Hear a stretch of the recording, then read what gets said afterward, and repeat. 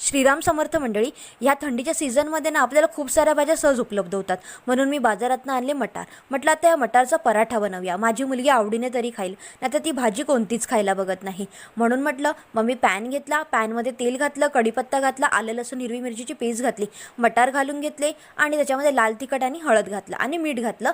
छान असे वाफेवर 4 ते 5 मिनटं मी तिला शिजू दिली. नंतर त्याच्यामध्ये मी पिळला लिंबूचा रस आणि नंतर ती झालेली भाजी मी मिक्सरला त्याची अशी छान अशी वाटून घेतली. नंतर मग मी एक पिठाचा गोळा घेतला, पिठाचा गोळा गोल असा करून घेतला आणि मिक्सरला जी वाटलेली मी मटारची भाजी होती तो गोळा मी त्याच्यामध्ये छानरित्या असा भरून घेतला आणि छान असा मटारचा पराठा मी लाटून घेतला आणि गरम तव्यावर तूप घालून शेकून घेतला. अतिशय स्वादिष्ट हा पराठा झालेला होता.